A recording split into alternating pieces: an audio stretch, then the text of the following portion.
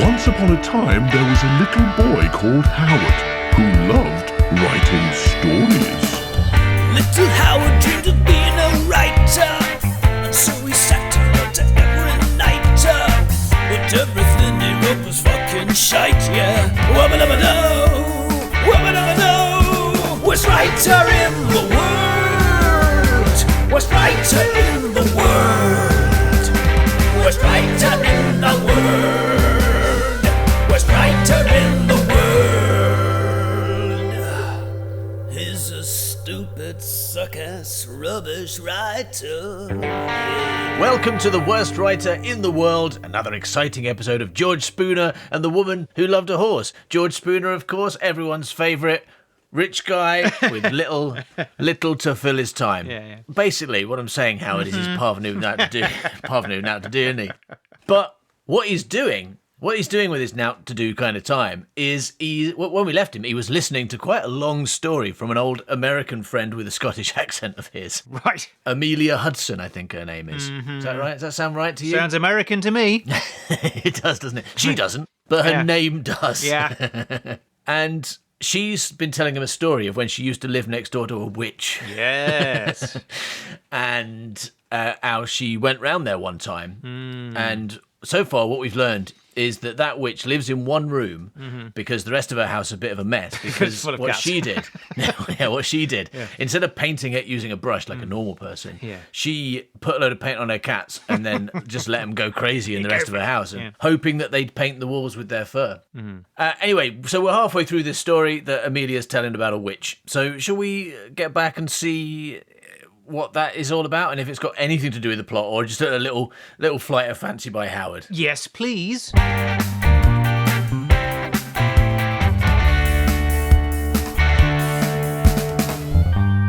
Oh, you've got a note in red.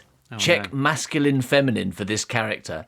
And at first, when I saw that, I was like, can't you decide if this character is male or female? But you mean nouns, don't you? Because she's translating from French. And she just said, for now, talking about her house, she said she is like something from a horror novel. So you're saying, check if house is male or female in French, and then use that pronoun for this character, make her more convincing. Good. Good idea. That's good character attention, detail thing, words. Thank you, Benson. Bring the trolley. Where are my legs? Okay, thank you, Benson. Bring the trolley. Bring Mr. Trolley. I better check to see if trolleys are men or women. Bring Mr. Trolley, please. And make sure to put Mrs. Cakes on. Yeah. Her man shuffled out. Herman. For the time being, I spend my days in here with the sun on my skin and surrounded by life. We were right. She does. She's just made one room nice. Yeah. We were totally correct That's about just that. what people do, though. I mean, I've known people that moved into crappy houses and started. You can't do it all at once, can you? No. Unless you've got a lot of cats. Unless you've got a lot of cats. Yeah, or a lot of cash. Yeah. Either of those two things can get done quite quickly. But most people have neither. Yeah. She gestured at the varied forestry surrounding her, a myriad of colours. Myriad of colours. That's all the different cats that she's dipped in paint, isn't it? Yeah. Dead up trees. Yeah. She gestured at all the dead, colourful cats up her house trees. It is very beautiful, I said. That's the next line. I said, looking at all the dead cats, which were kind of not.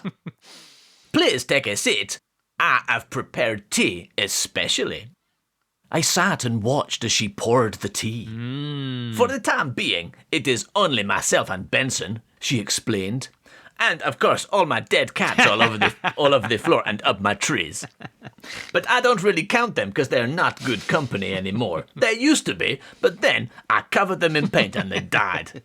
Not sure why yet, but I'm definitely going to work it out soon. Anyway, I'm getting 10 more tomorrow, and here is my paint. This time, it's going to work, I think. No, she says, for the time being, it is only myself and Benson. I shall be hiring a girl after I am settled. I'm going to hire a girl. Don't know what job I'm going to give her. I just want a girl, okay? Then she's going to be chimney sweep or gardener. I don't know. I haven't decided yet. Girl, that's the job, isn't it? Yeah, okay. I looked up the word girl, and apparently it is female. So you are Mrs. Girl, okay? And I am Mr. Woman. I might be wrong. I might have got confused. You are Mrs. Girl. I am Mr. Woman. We are married now. We sat and drank the tea. It had a pleasant taste, and I did feel a benefit from drinking it. Wow. George, are you nodding off? So this is coming out of the story back to her telling it to George. And George says, What? No, I was just listening with my eyes closed. Well, don't. I'm sorry, Amy dear, but what started out as a rather sinister and captivating spooky story appears to have plummeted to the depths of a house and kitchen article. Misogynist. Colourful flowers and relaxing teas were not what I signed up for when I put my ears at your disposal. That's a good line. Oh, what a great guy. What happened to the ominous creaks and intense glares? A good story should vary its tone to avoid boredom. I opened my mouth. It's confusing where you're switching between narrators like this, isn't it? I mean, it's probably not as bad if you're, like, in text you can kind of format it differently or whatever.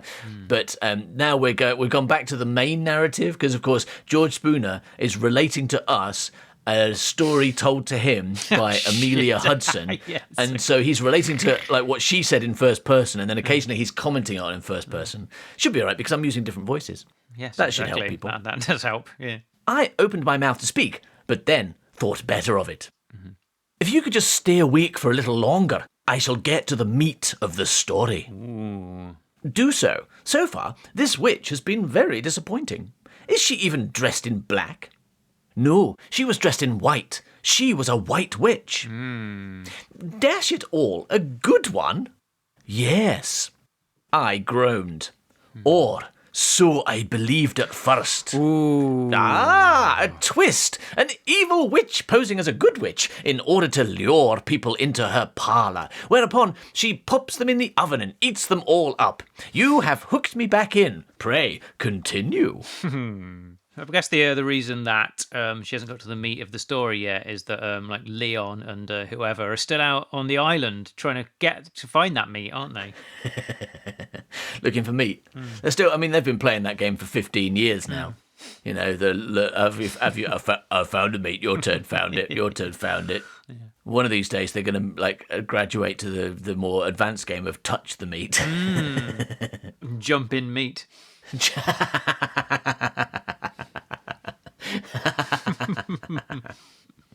Yeah, good game. Jump in meat.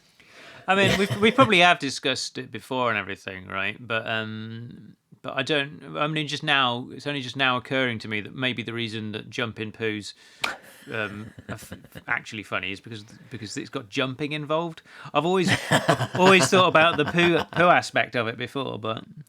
I think it's a bit of everything. The reason it's funny is because of all the things. It's a very simple idea. Yeah. And like the existence of poo is in itself not funny. Right? You've got to add something. If you walk walk down the street and you see some poo, that's not hilarious. No. But like if someone's stuck a little British flag in it, that's quite funny. Yeah, it's good. It's good times. You know, something like that. And if you see some kids jumping in it repeatedly, that's hilarious. Yeah. And calling that a game. That's pretending that's a game. Yeah. And then going off and playing Shark Train. That's funny. And just jumping. I mean, jumping on its own, actually, you know, we like it. But if you see some kids jump, actually, that is quite funny. Yeah. Just why are they just stood there jumping? Why are they jumping? Yeah. Why do they like jumping so much? Why is there a whole international tournament devoted to jumping? What's wrong with you, Olympic idiots? So, you have hooked me back in. Pray, continue. I'll skip ahead a little. After some cursory chat of the weather and places of local interest, Madame Dupont suddenly looked at me with a curious stare and said, "You have been unlucky in love. Ooh. You loved a man, but he was unfaithful." I had, and I admitted she was correct. I caught him sharing an ice cream with Deborah Manning, of all people. You know Deborah Manning? It's probably Deborah. They're posh. Deborah, oh, okay. I caught him sharing an ice cream with Deborah Manning, of all people. Manning. Of all people. How did you know? Here, she explained to me in great detail, which I shall skip for your benefit, of her Wiccan proclivities, of the solstice and the 4 elements, She spoke of an ability to sense others' pain, to mind reading of sorts, and of the power of charms. Wow. She spoke of the moon goddess and the horned god, her affinity with animal life, etc. blah. Now, you have written etc. blah in red, so I don't know if that's like come back to this and make it and finish it later. Yeah, maybe. Because you often when you're writing things, you go, I want to get on to... Because I'll be writing this as I'm going, so I've obviously, at some point, I've gone, like, I know what this is, so I need to get it down. So I can't spend... If I sit here for half an hour writing a load of bullshit, I'm going to forget what it was I was supposed to be writing about, like with my last chapter of Gret Pinchley. Yeah, you can do the list later, and you might need to do a bit of research. It might be that as well. Look, you've made up some stuff, but maybe get it right later. Her words had a hypnotic effect on me, and she made me feel like I was the most important person in the world. Finally, she ended with what I believe now was an intentionally throwaway line. She said, "And, of course, being a witch, I cast spells." "I'm sorry, my dear," she said, seeing the shock on my face. "I feel as though we have known each other for years, else I never would have told you so much. I hope you can keep my secret. I know how some folk can be very frightened of things they do not understand. But you seem such an intelligent lady. I'm certain you understand. I'm a white witch, of course. I use my powers only to help my friends. So, if there is any way I can..." But she did not finish the sentence. All of a sudden there came such a hullabaloo. A crashing sound came from somewhere in the house, and there were animalistic screams. She grabbed a doctor's bag from beneath her chair and pulled an enormous hypodermic needle from within. A less pagan instrument I could not imagine. As she began to fill it with a clear fluid, she spoke with agitation. "Please excuse me a moment. It is nothing to worry about. I've just got to go and inject something." Yes! It's fine. Don't worry about it. You relax and drink the tea, which is totally not drugged, okay? going on? I'm just going to inject someone who is screaming, okay? Yeah, it's definitely cool. No, she very reassuringly says, "Please excuse me a moment. It is nothing to worry about. Just one of my animals, no doubt. I will be back presently." And she hurried from the room. Crikey, Amy, what did you make of all that? I knew there'd be a mad lady in the attic. As you will see, it was no lady, but I will get to that in time. All right. Well, what was it? I said I'd get to it. Now, I was left alone in her conservatory, and the noises continued from somewhere. Oh, my God. I crept out tentatively into the dark corridor, and, standing at the foot of a grand old staircase, I tilted my head. But the screaming did not appear to come from above. Just then, the floor beneath my feet shook violently. My God. And I ran quickly back to the conservatory. Ah, the old demon in the basement, Probably a portal to hell down there. Well, as I sat and waited on tenterhooks, all manner of strange speculation of exactly that sort running through my head, the door interior suddenly and slowly began to open. Was this a creaking one, or had it been oiled? You wouldn't be joshing if it had been you. If you'd heard those screams. Well, I was already on edge, and when the door moved, my heart began to beat faster. And what happened next? Well, normally I am so terribly brave, but I was understandably anxious but I was you still don't use a lot of punctuation. You certainly use a lot more than when you were a kid, but it still occasionally trips me up. Normally I am so terribly brave, but I was understandably anxious. So, when the black cat's head poked its way into the room, I'm afraid to admit I let out a little gasp of terror. Brilliant. Well done. Good. The familiar. Exactly. And it did not balk at my scream, probably because it was just quite quiet and it went, woo. It wasn't, I mean, that wouldn't scare a cat, would it? Come on. It did not balk at my scream, actually. George can say the same thing. Your gasp, you mean? It may have been more of a squeal. Woo! That sort of thing, bit louder. Still, under the circumstances, exactly, George. No, it, calm as you like, entered, and spotting me, it made straight for me. Jeepers. A cat walked in the room and walked towards you. How did you deal with it? It sat at my feet and began to mew. Hungry? Well, I always keep some treats in my bag for my aunt's dogs. So I offered it one, but it actually batted the thing away. Probably on account of not being a dog. You tried to give it you tried to give it a bone? Yes, I tried to give it a bone, but it wasn't interested. I just keep a few bones in my bag in case I meet a dog. And I threw a ball for it, but it did not fetch it and bring it back. Pernickety, because it didn't want the treat. And it just continued to sit there, meowing. So insistent and deliberate were its mews, I became convinced it was singing a song. Wow. I'm a bit strange, if we're honest, you know. I listened to a cat meowing for a while. I'm like, you know what I think? I think that cat's singing me a song. Well, you don't know how it was mewing. It might have been going... meow, meow, meow, meow, meow, meow, meow, meow, meow, meow. So I think that sounds a bit like a song, doesn't it? Meow, meow, meow, meow, meow, meow, meow. Wait a minute, that's not a fucking cat. Why has it got such... I swear it, I thought it said bye-bye Billy. Anyway, so I checked the time. It was midnight. I gave it some chicken legs, and it turned into an egg. Yeah. That's why it batted that dog treat away, because it's a good mogwai. For Mogturman made it, and he's like... Yeah. It's a minority mogwai, yeah. Anyway, so I became convinced it was singing a song. You don't think it was casting a spell, do you? Oh my gosh. No, of course I fucking don't.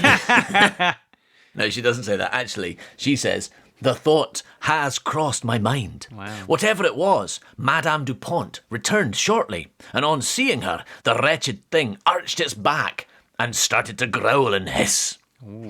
So the cat doesn't like what appears to be its owner. Unperturbed, unperturbed,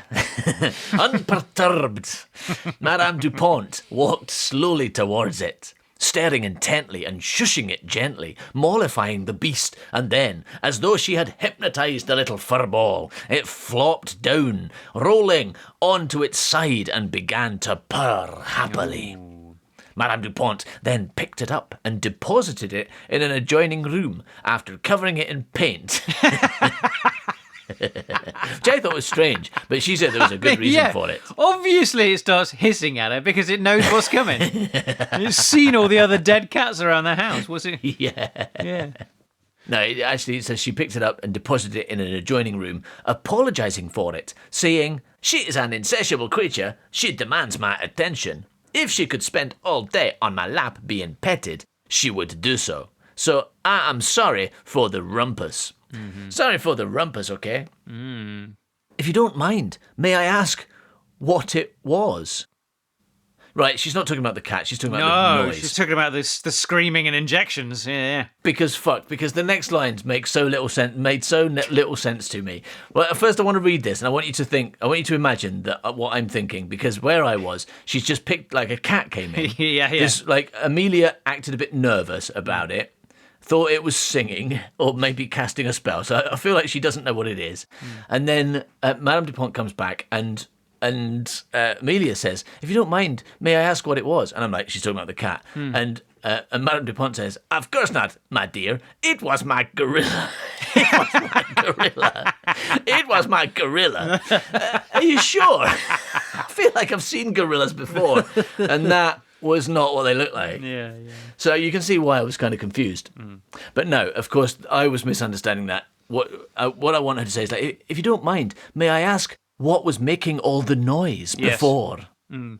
Of course not, my dear. It was my gorilla, she said. Which is still a weird line. I mean, still a surprising line, but you know, less weird than her claiming that cat was actually her gorilla. Yeah. Her gorilla, Amelia? She had a gorilla? This is George, again, in case you can't tell from my I can. It's really good. Voices. Yeah, her gorilla, Amelia? She had a gorilla in a mansion house in London? That is strange. She did. Did you see it? When I left, I snuck a peek through a basement window and saw the thing sleeping in its cage. Good heavens! Imagine if the thing got out. It'd be a case of the murders on the Rue Morgue. Ah! Imagine if it got out and started shoving people up chimneys, Amelia.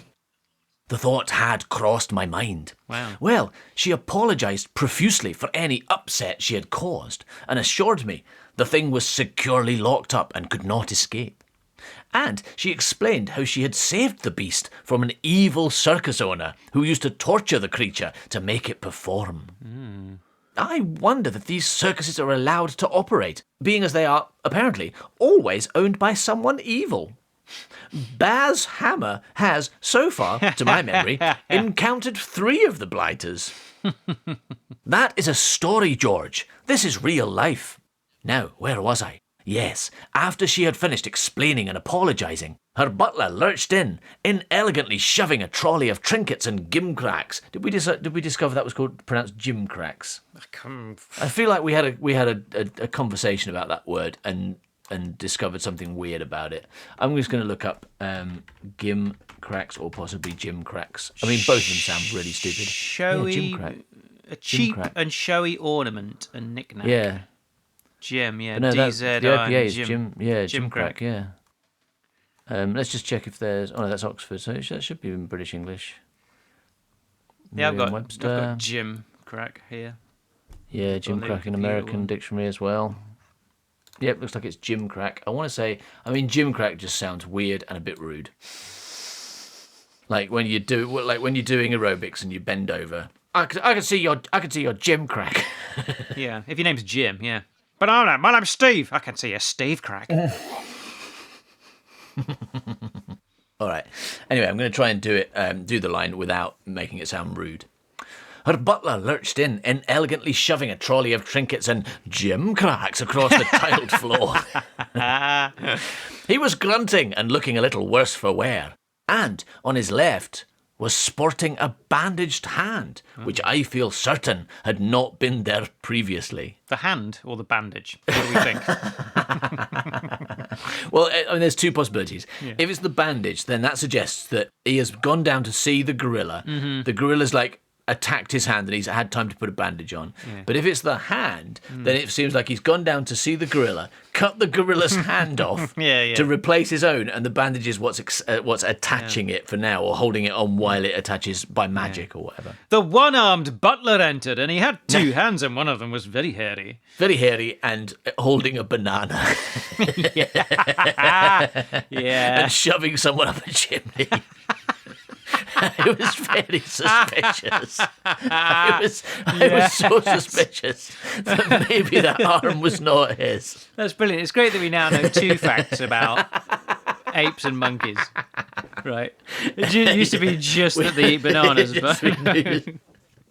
Well, you said hairy as well. That's actually 3 things true. we know. Yeah. We're fucking gorilla experts now. All right, so, but it looks like George Spooner is not going down that route, assuming that the butler had stolen the gorilla's arm and attached it to himself. Because George Spooner says, "You think the monkey bit it?" Mm-hmm. And Amelia says, "Is a gorilla a monkey? Dashed if I know.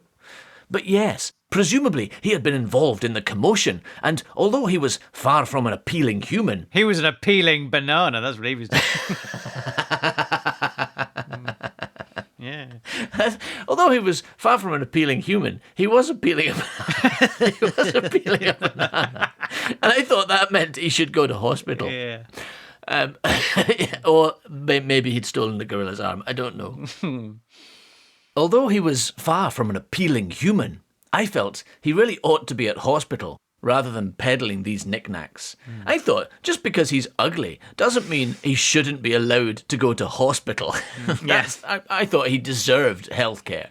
I don't believe in a healthcare system that only looks after pretty people. I'm a socialist. But oh, such wonderful curios, George. Okay, so, but oh, such wonderful curios, George. rings, brooches, coloured stones, a rabbit's foot, a fob watch, a silken hanky, an embroidered wallet, a pearly scarab, a diamond tiara, to name but a few, to name more than a few, to name too many, to name too many. Having delivered his load, the butler walked heavily out. What the shit? What just happened? I don't know. I assume He really likes gym cracks, doesn't he? turns out the reason he stole that gorilla's arm is so he can give himself a hand job and won't feel like he's doing it himself. Yeah. Anyway, having delivered his load and then ripped his own penis off by accident, Peeled it. having delivered his load, eaten a banana, and shoved someone up a chimney, the butler, not the bitler, the butler worked it heavily it, and the made him depend smelled it. No, the butler walked heavily out, and Madame Dupont smiled at me. Tell me, my dear, she said as she picked a man's necktie from the trolley. Would you still wish him to be yours? She asked. She's talking about the gorilla or the butler? She's talking about the man that cheated on her with Deborah Manning. Deborah Manning, oh yes, I forgot about Deborah Manning. I beg your pardon, I replied. The gentleman who broke your heart. I realised she was referring to our brief conversation before the whole funny business with gorilla. It doesn't say a gorilla or the gorilla. And also gorilla has a capital G.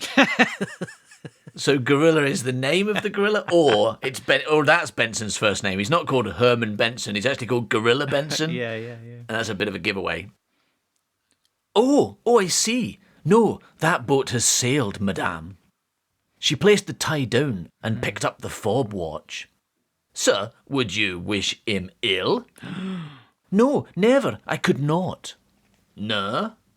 She placed the watch down, and her hand hovered over the trolley for a moment before resting on a beautifully ornate lady's hairpin embedded with mother of pearl.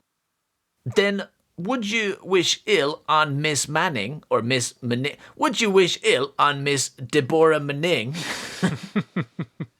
It's scarcely her fault, I said. Oh, though with less conviction. Okay, it's scarcely her fault, I said, though with less conviction than I had intended. But, urged Madame Dupont, but if she fell and broke that pretty nose of hers... Wow, my God. I wouldn't shed a tear. I suppose if this is really, really recent at this point, she's just recently, like, this has happened, and she's, like, in a really bad mood. It was, like, a couple of days ago, or today. Yeah. Today, this morning, yeah. But she did say that this boat has sailed, though, so it feels like it happened quite a while ago. Yeah, it does. It really does. But she still harbours the desire for Deborah Manning to break a nose. Fall over and smash her nose, yeah. If she fell over and her head came off, that would be okay, I suppose. Yeah. Around about this point, I'd be figuring out that this wasn't a white witch. Would you like to kill anyone? Okay, so all the people you've mentioned, would you want to kill your ex-boyfriend? No. What about the woman is sleeping with? No. Okay, your mother, father maybe, but sometimes people don't have good relation with father. Got any brothers you don't like? Yeah. No, have you seen any children you'd like me to murder for you? Yeah. Did you like my butler? I could murder him. He's ear after all. Do you want me to get that cat back in? I can do that. I could put the bent on him now for you. So, if she fell and broke that pretty nose of hers, I wouldn't shed a tear.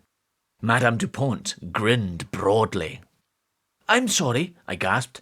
I don't know why I said that. It's the tea, yeah. Oh, really? I mean, okay. no, I'm just guessing. I've no idea. Maybe. Because she says, indeed, it was most out of character. Oh, okay. For a while, I may be brutally honest with you, George. I am never so forward with a perfect stranger. Okay. Now, Madame Dupont is going to explain. The tea has relaxing qualities. So it's not that it's making her say things she doesn't mean. It's just making her more honest, more open, maybe. It's truth serum, basically. The tea has relaxing qualities, she smiled. When our guard is down... Whoops. When our guard... But the two characters kind of crashed into each other. Yeah, that's good. Oh, look at my legs. Just getting the voice back. Yeah. When our guard is down, When Steve the saying guard, try when he saying is crime. asleep. Crime. Okay, When our crime. guard is down. When our guard is down, the truth is liable to be heard. I looked warily at my teacup. Was there something untoward in this brew? Oh, it's perfectly natural, she said, as though she could hear my thoughts. Chamomile, rose, clarish sage, copal, gardenia, some cinnamon. There have been a lot of lists in this last bit, lad. I keep doing lists and you keep doing lists. Now, with regard to Miss Deborah Manning, what if I could, what if I could arrange this? What if I could make her break her nose and maybe a head fall off and legs come off? What do you think? You like that? Whatever do you mean? We are friends, dear, are we not? And friends help one another to murder their enemies. Why do you think I've got a gorilla in the basement? Would you like me to send it and have her shoved up a chimney? It could shove her up the chimney for you. I mean, that's bound to break her nose, because chimney's not that big, right? I mean, it will murder her as well, but you didn't say don't murder her and break her nose. Could be murder and then break her nose. What do you think? We are friends, dear, are we not? And friends help one another. You understand, bound by the laws of my Wiccan caste, I could never use my powers for personal gain, nor cause an injury to one who had personally wronged me. I'm a white witch, so I can only murder other people's enemies, not my own. It's a totally nice thing to do, murder your enemies. Yeah. But, no, she says, I'm a white witch, dear, but I can always help a friend. This hairpin, I looked at the hairpin. It was quite something. I could recommend you make a gift of this to Miss Deborah Manning as a gesture of goodwill. Show her that there are no hard feelings betwixt you. Oh my God. I just decided to use the word betwixt. Just kind of showing off my English skills, okay? She smiled sweetly at me, and I knew she meant the opposite of what she had said. Okay, Wow, so that's confusing. don't give her this hairpin and show her that there are hard feelings between you, I guess. Yeah. That's the opposite. And I knew the hairpin would somehow bring only ill for Deborah Manning. My vindictive streak, one we ladies work very hard to keep in check, was being teased. Oh dear. You know how all ladies have a vindictive streak? She said it. I didn't say it. That's what makes it worse. If it was George saying it, I'd feel better about it, because at least we know he's a misogynist. Well, the thing is, he's still telling this story, so you don't know if he's not, just kind of, altered a little. I guess he is, yeah. He is. It is still first person. I forgot because it's been in first person in her voice for so long, but it is being told by him.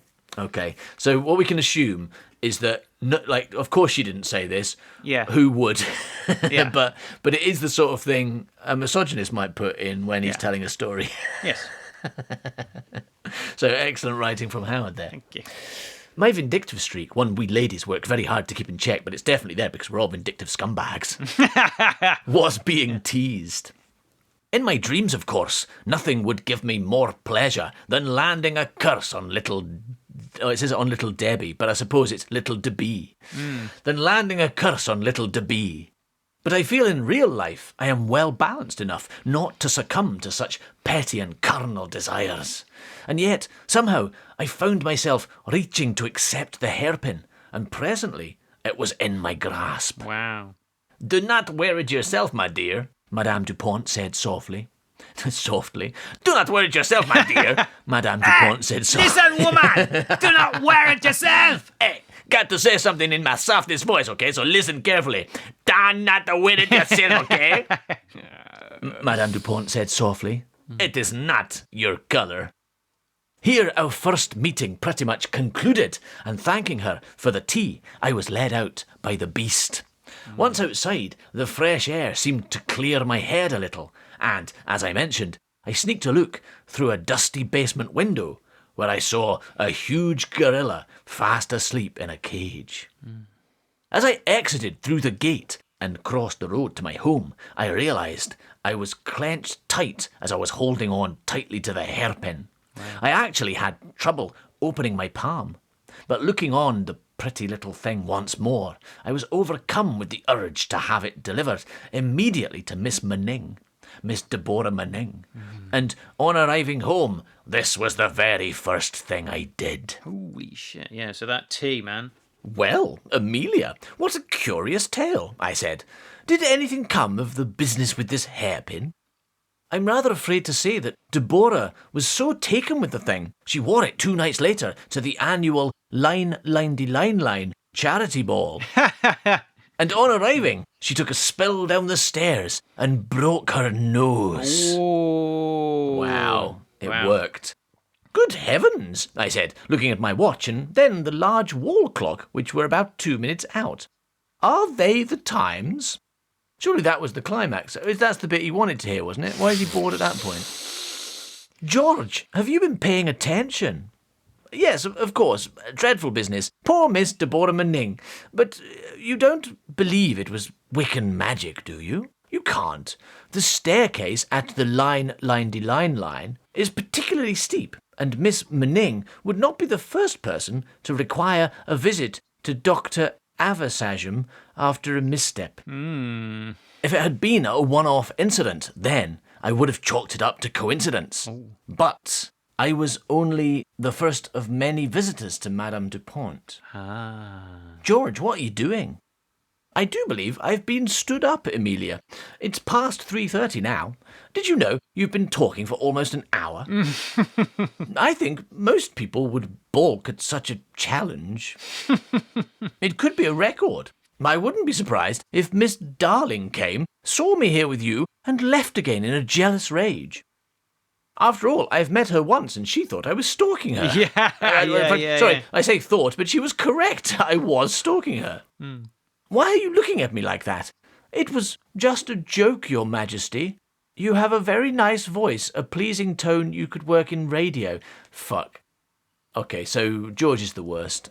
He's just like insulting her, and then when she looks a bit annoyed, he's like, "Oh, I'm just joking. Can't you take a joke? Have you not got a sense of humour? When I said you're stupid and I hate you and you're worthless, when I said your work sucks and your stories are rubbish and you're boring and I hate you, can't you take a joke? No sense of humour. Every time I stalk a woman to France and then neg her by telling her how everything she does is awful, just doesn't laugh at me."